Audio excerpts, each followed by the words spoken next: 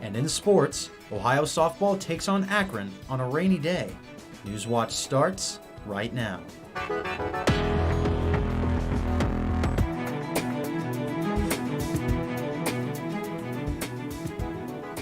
Good evening, I'm Nick Beelan. And I'm Curtis Fader. Welcome to Newswatch, your source for the latest news impacting southeastern Ohio. Retiring Republican U.S. Senator Rob Portman will align with most of his party and vote against Judge Ketanji Brown Jackson's nomination for the U.S. Supreme Court. Senator Rob Portman says he believes she is qualified, but is concerned Judge Jackson will use her position on the Supreme Court to legislate from the bench, as many more activist judges have done in recent decades. Some Republicans intend to support the president's nominee. Senator Mitt Romney said he will support her nomination and is impressed. And as a result of our meeting for an hour together and reviewing her testimony before Congress, I became convinced that she's within the mainstream. She's also highly qualified, intelligent, a capable person, and I wish her the very best. Senate Majority Leader Chuck Schumer called a vote to break a deadlock because the Judiciary Committee voted 11-11 on advancing the nomination. The Senate voted on yesterday 53-47 to advance her nomination. In the full floor vote, every Senate Democrat voted to advance Jackson's nomination, as did Republican Senators Susan Collins, Mitt Romney, and Lisa Murkowski. Jackson's final confirmation vote will be later this week. Monday's deadlock in the Senate Judiciary was a rare occasion for a Supreme Court nomination. But nomination battles have become increasingly contentious, and the current Senate is split 50-50. However, in addition to supporting advancing Jackson's nomination, Senators Murkowski and Romney have said they will also vote to confirm her. Once I fall cloture, the stage will be set for the Senate to close debate on Judge Jackson's nomination by Thursday morning. A vote on final confirmation will then follow. The Senate could then vote to confirm Judge Jackson as Justice Ketanji Brown Jackson as soon as Thursday. Ohio Republican lawmakers introduced a bill that would ban classroom instruction on sexual orientation or gender identity in kindergarten through 3rd grade. The legislation also requires that teaching about sexual orientation or gender identity must be appropriate for children in 4th through 12th grade. With this proposal, it would also prohibit the teaching of, quote, divisive or inherently racist concepts, end quote, including the academic theory known as critical race theory. The measure was introduced Monday by GOP reps Gene Schmidt and Mike Lochek. Voting for the May 3rd primary begins today. The primary will be a little different than normal. It will not include the Ohio race and Ohio Senate races, will not be on the ballot, or any of the state central committee races, which would determine who controls each political party. Another primary will be held in August to decide each of those races once the courts and General Assembly come to an agreement on the legislative district's boundaries. Primaries for the U.S. House and Senate, governor and county races, and all the other races are included. Two of the most powerful legislators are telling the Ohio Supreme Court that they should not be held in contempt for leading the charge to push through a 4th set of GOP-drawn legislative maps. Senate President Matt Huffman and House Speaker and also Ohio Redistricting Commission co-chair Bob Cupp, both Republicans, said the 4th map is not in contempt in its compliance. They stated that the maps met every point of the High Court's order, while voting rights and Democratic groups alleged the panel thwarted orders to avoid partisan gerrymandering. Rain is going to be the main theme for this week, as we still have rain across the area.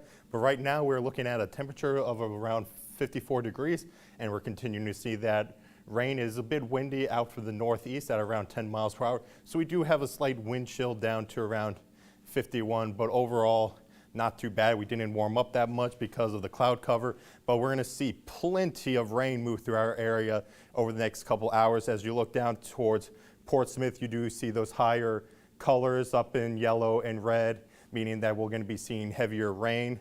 But overall, not too bad. Temperature-wise, we're still looking at the mid-50s to lower 50s towards the north, and we're going to continue to see that rain through tonight, as we'll be dropping down to around 46 degrees, and we do have an 80% chance of rain. But looking at tomorrow, we'll dry out, but we'll also see another chance of rain on Thursday. But the temperatures do cool down a lot as we head into this weekend, but I'll have more on this in my full forecast coming up. But first, back to Curtis.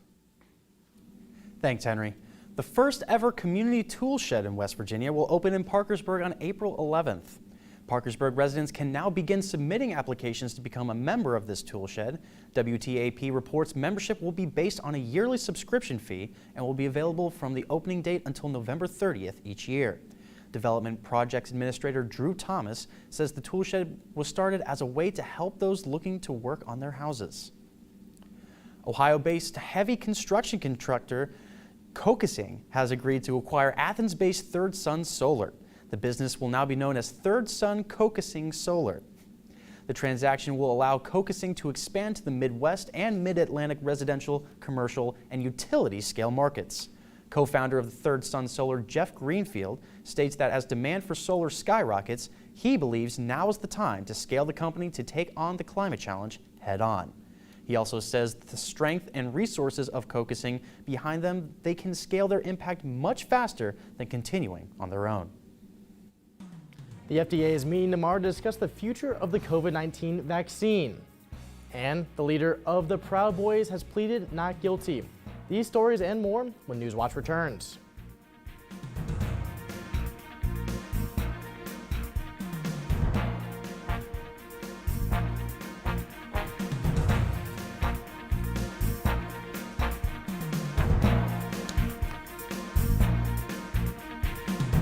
I was convinced it had to be Alzheimer's. A devastating illness. This was the beginning of the end.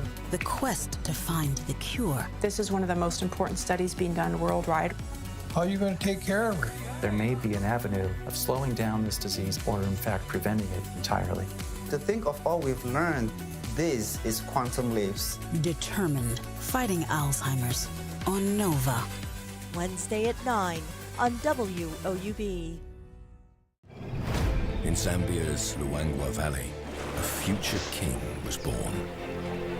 From one year to the next, he embarked on a journey towards greatness. Whenever he was challenged, he'd respond audacious and bold.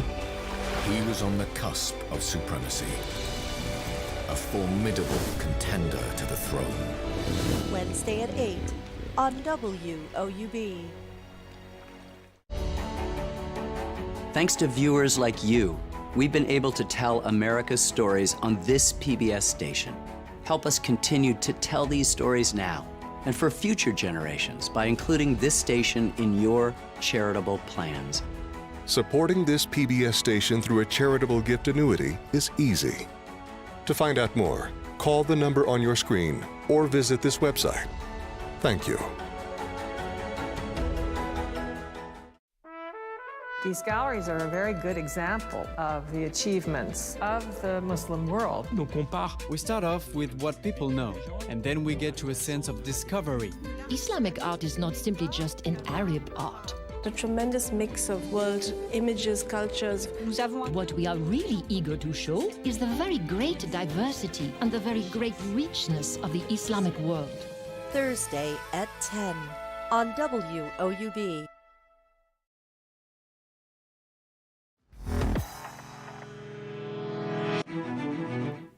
A federal judge in Ohio is blocking the military from disciplining a dozen U.S. Air Force officers who are asking for religious exemptions to the mandatory COVID-19 vaccine.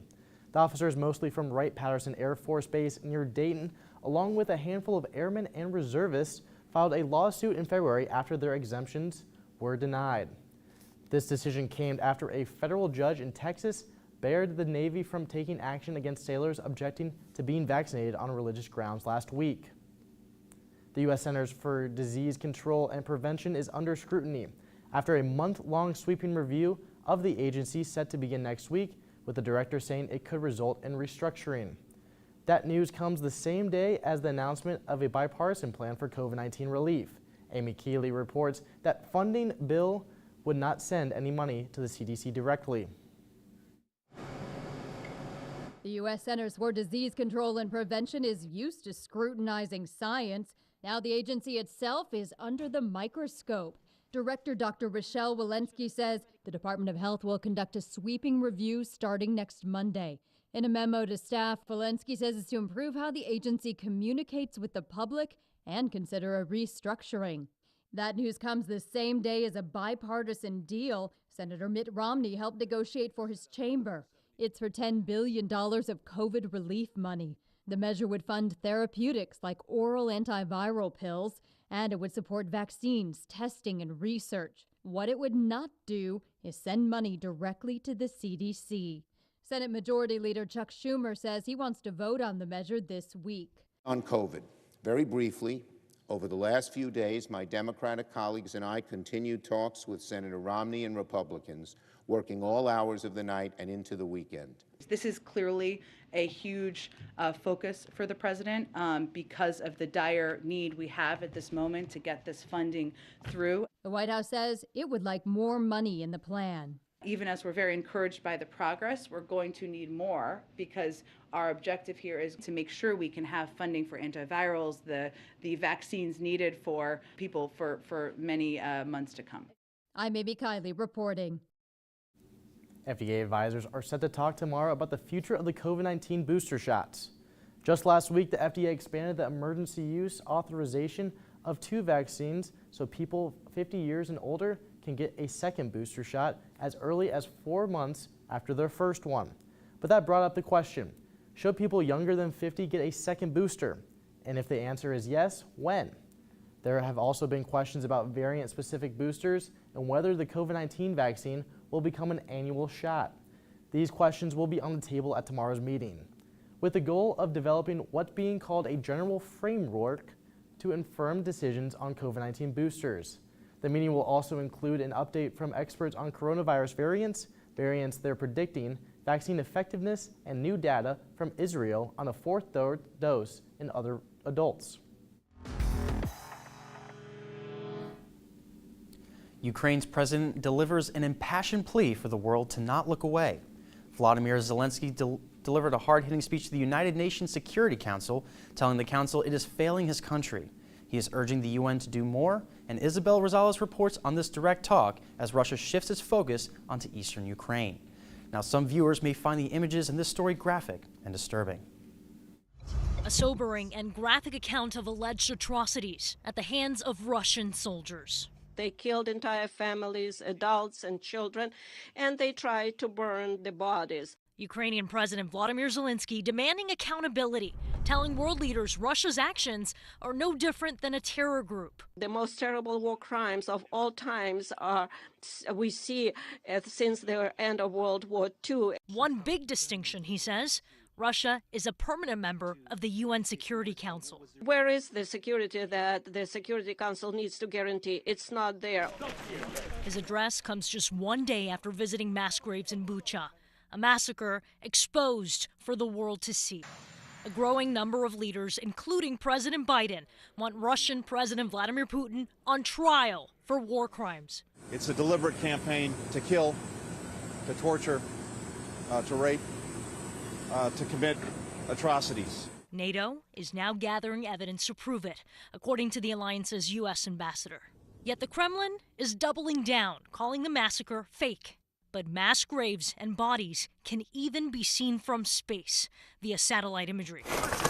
On the front lines, the violence is nonstop. Terrifying moments as a CNN crew comes under artillery fire outside Mykolaiv. Down here, John, down here. Danger Ukrainians face every day. I'm Isabel Rosales reporting. And in the United States, the leader of the Proud Boys pleads not guilty to January 6th related charges. That story still ahead. We're going to be seeing chilly. We're going to see warmer weather tomorrow as temperatures reach up to around 71, but the chilly temperatures will be returning for our weekend. I'll have more on this in my full forecast coming up, but first a look at stocks of local interest.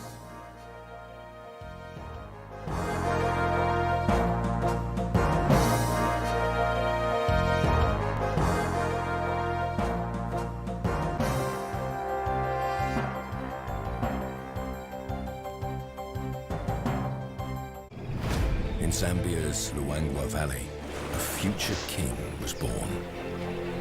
From one year to the next, he embarked on a journey towards greatness. Whenever he was challenged, he'd respond audacious and bold. He was on the cusp of supremacy. A formidable contender to the throne. Wednesday at 8 on WOUB.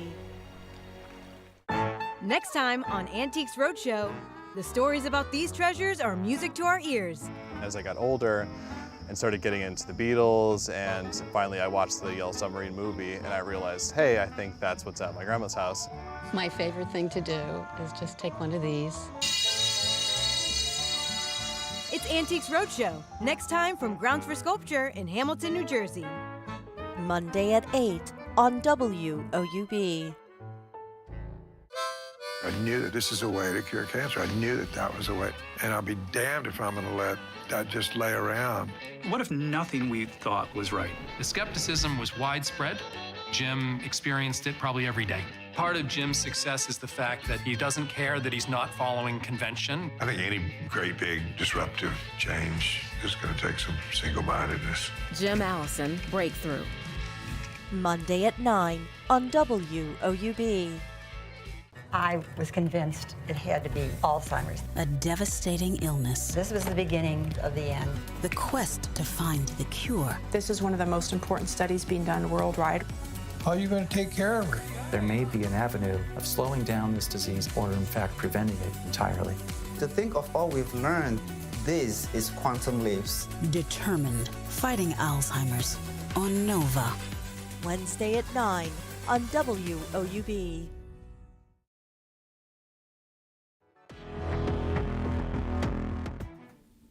Welcome back to Newswatch. I'm forecaster Henry Groff with a look at the current weather, and you can see on radar that we're going to be seeing a lot of rain for the next couple hours as we have plenty of rain moving in from the south around Portsmouth through Athens. We're going to be seeing moderate to heavy rain for the next hour, but that'll start to clear out through the evening. But still, we will have a chance of rain every day through even Saturday. But looking at the national map, we do see plenty of precipitation up north and then lots and lots of precipitation towards the south. That's what's also bringing up the rain for us ahead of this system. But we do have another one that's going to be moving through the week. And looking at tonight, we're going to be down to around 46 degrees, still seeing that rain. But tomorrow morning, we don't expect any rain and it should dry out. But we still expect another chance of rain through tomorrow evening. As the warm front will be moving up from the south towards the north, we'll be quickly warming up tomorrow here in Athens.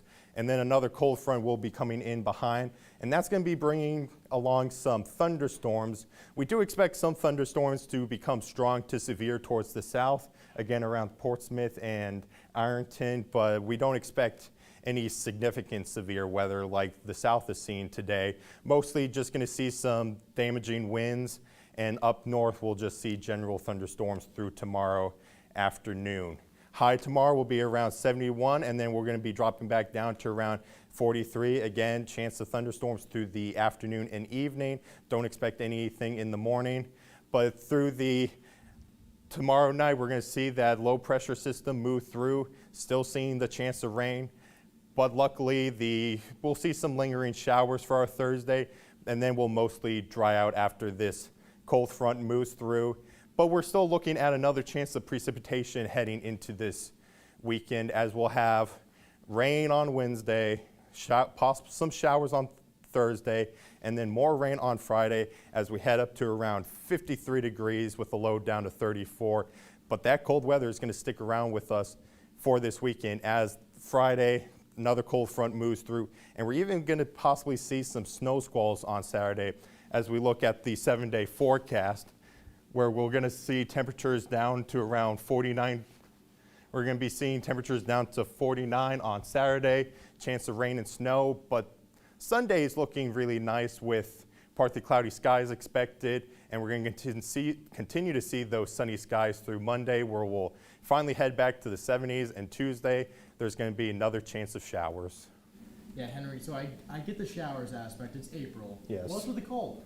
It's because, again, it's spring. Ohio likes to vary the weather every once in a while, and we're going to see the same thing we saw last week. You had me at snow squalls, Henry. That's all I have to say. Thank you so much for the great work. Proud Boys leader Enrico Tarrio pleaded not guilty today to the conspiracy in the January 6th U.S. Capitol breach. Tarrio was indicted in March with 5 previously charged members of the Proud Boys who have also pleaded not guilty. The 6 remain in jail, and the indictment says Tarrio helped to create a command structure within the Proud Boys in the lead up to January 6th. Tarrio was not in D.C. on the day of the attack, and he was arrested January 4th for allegedly bringing high-capacity rifle magazines to Washington in order to leave the city. The case is one of the largest brought by the Justice Department related to the Capitol breach. It's set to go to trial next month, and prosecutors have asked to delay the trial because they may add defendants to the indictment. Also today, a man who drank a bottle of wine in the Capitol was sentenced to jail. Jason Riddle, who also stole a book on Senate procedure during the January 6th attack on the U.S. Capitol. Now the Navy veteran will spend 90 days in jail after pleading guilty to theft of government property and illegally protesting inside the Capitol. The judge said it was, quote, hard to fathom, given Mr. Riddle's foreign military service and time in the Navy Reserves, that he would celebrate this attack. He'll also have to pay a fine and serve 3 years probation. With Akron earlier this afternoon. Catch a recap of the action coming up after the break.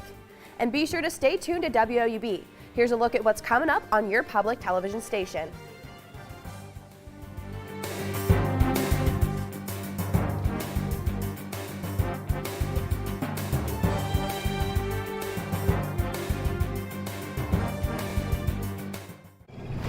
In Zambia's Luangwa Valley, a future king was born. From one year to the next, he embarked on a journey towards greatness. Whenever he was challenged, he'd respond audacious and bold. He was on the cusp of supremacy, a formidable contender to the throne. Wednesday at 8 on WOUB. I was convinced it had to be Alzheimer's. A devastating illness. This was the beginning of the end. The quest to find the cure. This is one of the most important studies being done worldwide. How are you going to take care of her? There may be an avenue of slowing down this disease or, in fact, preventing it entirely. To think of all we've learned, this is quantum leaps. Determined, fighting Alzheimer's on NOVA. Wednesday at 9 on WOUB. I knew that this is a way to cure cancer. I knew that that was a way. And I'll be damned if I'm going to let that just lay around. What if nothing we thought was right? The skepticism was widespread. Jim experienced it probably every day. Part of Jim's success is the fact that he doesn't care that he's not following convention. I think any great big disruptive change is going to take some single-mindedness. Jim Allison, Breakthrough. Monday at 9 on WOUB. Next time on Antiques Roadshow, the stories about these treasures are music to our ears. As I got older and started getting into the Beatles, and finally I watched the Yellow Submarine movie, and I realized, hey, I think that's what's at my grandma's house. My favorite thing to do is just take one of these. It's Antiques Roadshow, next time from Grounds for Sculpture in Hamilton, New Jersey. Monday at 8 on WOUB.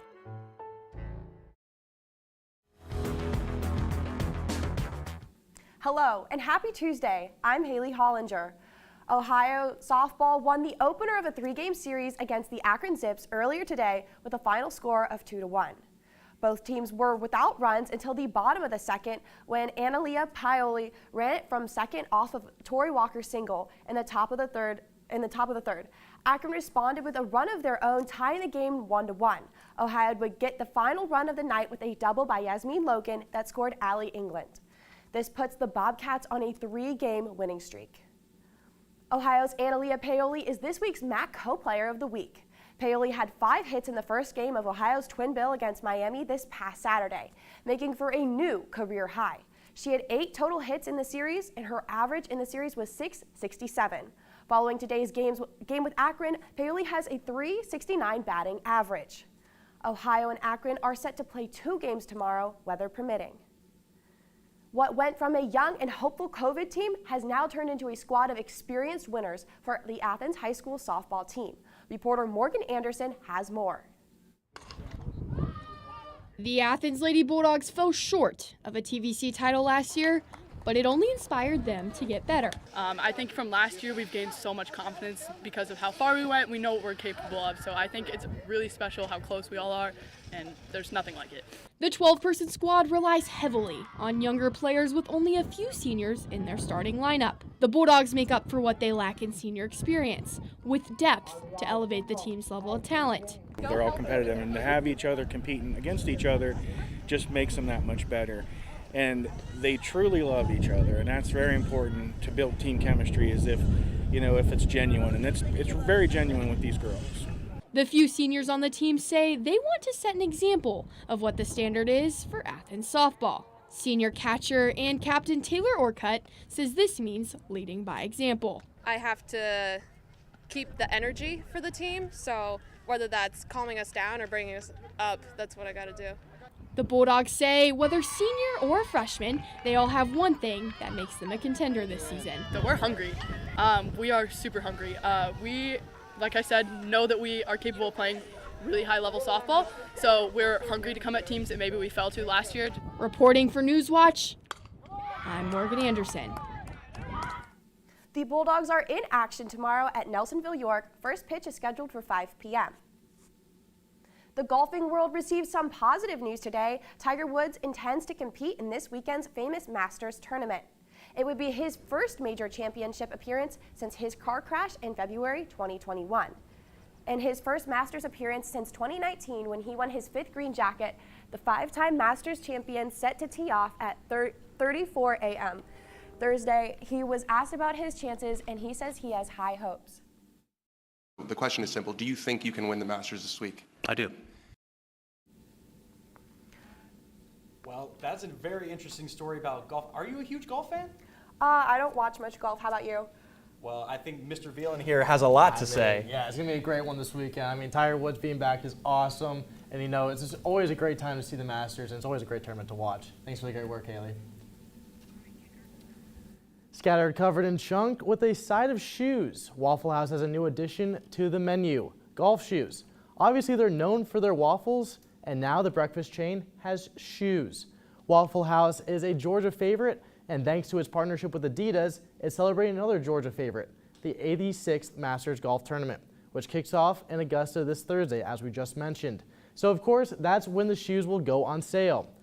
You can see the off-white color is similar to a waffle batter, with even a waffle pattern on the side, along with 3 dark brown stripes on the side as a nod to the legendary waffles. And of course, the Waffle House logo on the back. And taking a look at the weather for tonight, we're still tracking that rain moving through right now, and we're going to continue to see that through tonight as we drop down to around 46 degrees. But tomorrow we're going to be quickly warming up to around 71 degrees with rain and thunderstorms in the afternoon. But as we head towards this weekend, we're going to be seeing the chance of snow showers return for our Saturday as temperatures drop back down to freezing overnight on Saturday. But again, we'll warm right back up on Monday with partly cloudy skies expected. Thank you so much for the great analysis as always. And I've always loved the new graphics that we've had recently. I know it's been here a week ago, but I just love how it looks. Yeah, it's been a lot of fun to use. Definitely. And that does it for our broadcast this evening. Thank you for watching. I'm Curtis Fader. And stay tuned for the PBS NewsHour coming up next. And from all of us, remember, you can find the latest news anytime at woub.org. Have a great night.